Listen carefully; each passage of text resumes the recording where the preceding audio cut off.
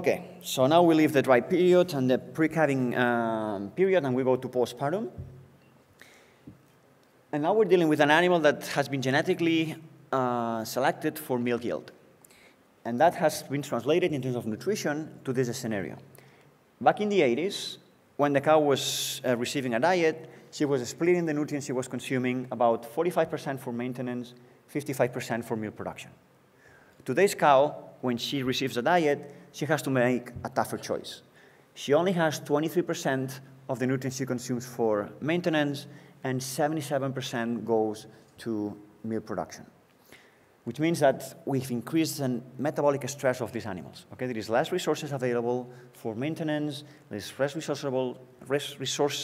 resources available for reproduction.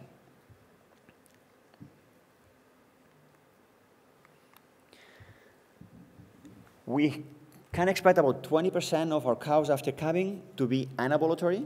They will not show heat, and they will actually do not ovulate during the first 60 days of lactation. Those are clear cases of reproductive failure.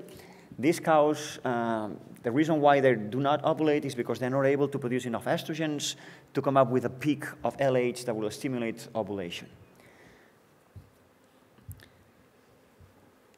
There's a couple of studies by Rizos et al. There's fascinating studies. They're very illustrative of what's going on. And again, is to untie the genetic thing with nutrition. What these guys did is 1,800 in vitro produced embryos. They were transferred the second day of the cycle to either heifers, so non-lactating animals, or lactating hosting cows. And what they saw is that they have a recovery rate of about 80% of those embryos were recovered in the heifers, only 60% of them in the lactating animal. And then when you look at the success rate, reaching the blastocyst stage, 34% in the heifers, non-lactating animals, and 18% in lactating animals. So that illustrates, with some confounding, that lactation really compromises reproduction. And I say so confounding because, well, you could argue that it's not lactation, but age, what dictates reproductive failure. So the older the cow is, the poor reproduction she will have. But then these authors went a step ahead, and they solved this problem of confusion, of confounding. And they actually took 20 heifers, or 40 in total, and right after calving, half of them continued to be milked, and the other half, they were dried. So that was an expensive study. And at 60 days in milk, these heifers receive embryos. 26% of the embryos reached the blastocyst in the heifers that were producing milk. 40% of the embryos were succeeded in the non-lactating heifers. Okay? So there is no confounding age effect. It's a clear effect of competency between milk and reproduction. Interestingly, at 90 days in milk, when milk production is a bit lower and the animal is able to eat sufficient nutrients, there were no differences in the survival rates of embryos implanted in dry heifers or milking animals. Okay, so it's clearly an indication that it's energy balance after calving what dictates the reproductive success of these cows. What happens with anovulatory cows, how can we avoid these animals? It's clearly an energy balance deficit. So if we take care of the energy balance after calving, we're going to decrease the number of anovulatory cows we have. The typical anovulatory cow is a cow that has flat insulin secretions in her body. She has lots of growth hormone, but despite the fact that she has lots of growth hormone, IGF is very low. So there's an uncoupling in the liver function between growth hormone production and IGF secretion. The other thing that happens with lactating cows is that we have a very high liver metabolism. And one of the roles of the liver is to clean hormones from the blood. And one of the hormones that the liver cleans is progesterone. And that's done by two cytochromes mainly, CYP2C and CYP3A, that are responsive to insulin.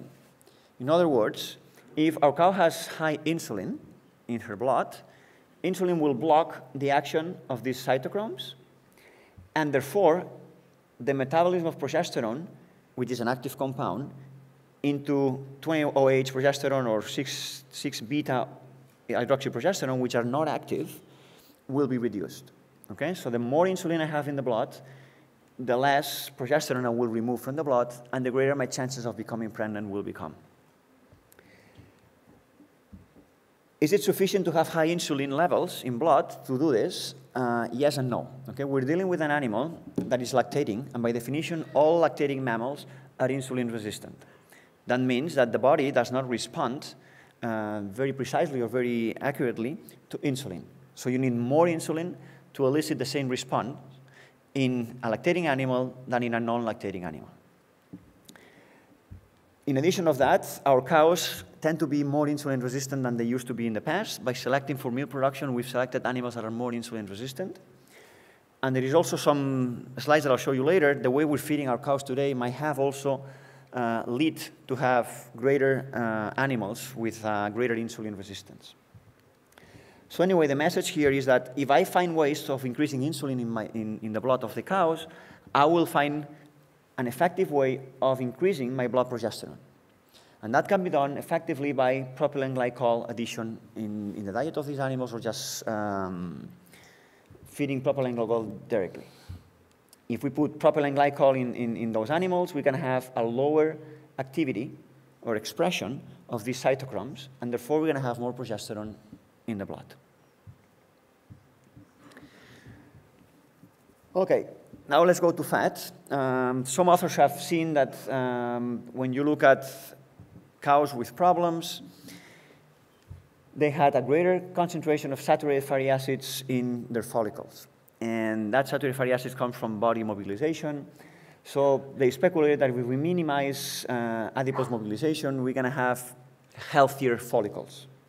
So we could improve reproduction by providing more fat. That would also fix the problem of negative energy balance.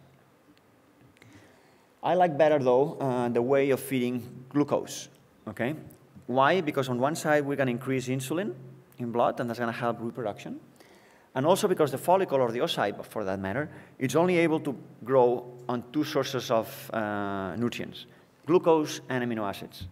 So fat, for the oocyte, is not a very energetic nutrient. They have a tough time using it.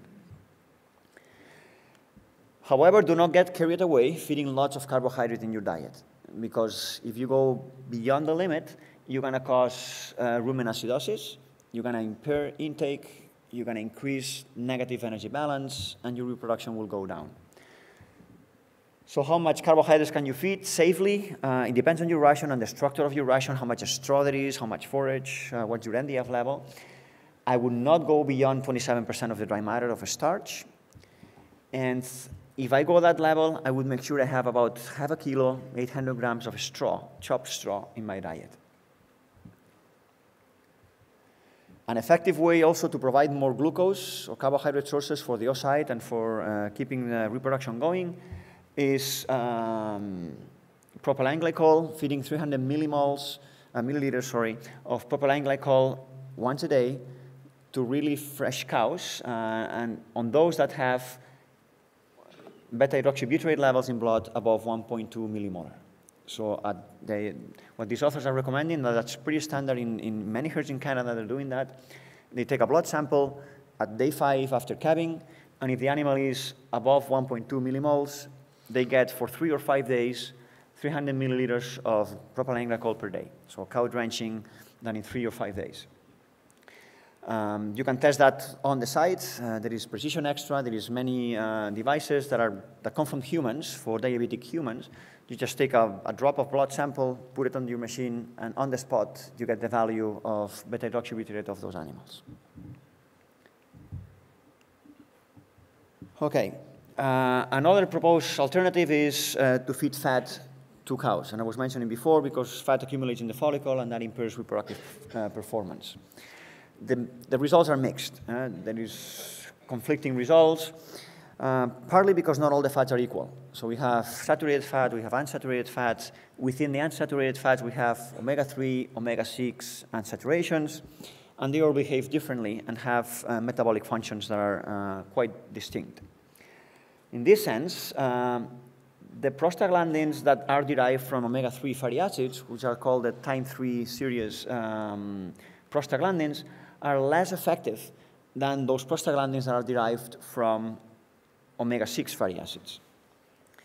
And therefore, we might have a better chance to depress the immune system and also increase the luteal phase of our animals if we feed omega-3 fatty acids. Again, the results of these are not very conclusive. Out of 5 studies, 3 demonstrated that feeding omega-3 fatty acids postpartum was beneficial. 2 of them reported either no differences or negative effect. There is a combination or a line of researchers that say, well, maybe you can put omega-6 fatty acids before calving, although it's not a route that I'm going to like to use because you're feeding fat to the right cow. And then after calving, you're going to go for omega-3 fatty acids. By this, you're going to attenuate the immune system before calving, which may be desirable, and then you're going to foster it after calving, so you're going to increase the embryonic survival at time of insemination. So these authors took this idea and they evaluated the effects of actually feeding saturated fat or omega-3 fatty acids, 18-3, in vitro, and they actually reported a substantial increase on in vitro fertilization when they use omega-3 in those animals. However, when they went in vivo, despite the fact that omega-3 concentrations in blood were increased by 46%, there was no positive response in reproduction. Okay, so it's still not a very conclusive route to use. I think today the most clear effect is glucose and propylene glycol. Another approach that can be effectively used and that works relatively nicely is use CLA, conjugated linoleic acid, to cows. CLA is a powerful fatty acid that has a negative impact on milk fat secretion. This is day 0 after supplementation, and you can see that milk fat goes down relatively rapidly whenever you feed an isomer that typically is 10-12 CLA. At the moment that you stop feeding that additive or that fat, milk fat goes up. But if I'm so effectively decreasing milk fat, I'm also accomplishing another thing, which is decreasing the amount of energy that the cow is diverting into milk. Okay? A lower fat milk has low energy, which means that I'm going to make available more energy for the embryo or the fetus to survive. Okay? And that's the rationale behind feeding CLA. That's fairly fresh. This is 2014. There is not many research on amino acids. And it's surprising because actually the oocytes and the embryo needs lots of amino acids to develop. And it's clear that glucose is an excellent energy source, but we also need amino acids for constructing the proteins for the embryo. This is work from New Zealand, and they classify their cows in subfertile or fertile, and they looked at the amino acid composition of their follicles. And what they look at and they saw is there is a little greater amount of leucine in those follicles of the fertile cows. And more interestingly, when you go to open or pregnant cows, regardless of whether they're subfertile or fertile, cows that are pregnant, they have a much greater concentration of leucine in their follicular fluid. Now, leucine is an essential amino acid. It's a branched-chain fatty amino acid. Has been proposed by many nutritionists as a limiting amino acid for grass-based pasture systems, which is the case for New Zealand. I'm not sure that would be the same case if we're on concentrate-based or intensive production systems. In those systems, lysine is typically more important, or methionine is also more important. But it's interesting to see that an essential amino acid as leucine has a direct consequence or difference between open and pregnant cows and fertile and subfertile animals. So we're not there yet to come up with nutritional strategies to improve that, but I think in the future that's for sure some research area to develop.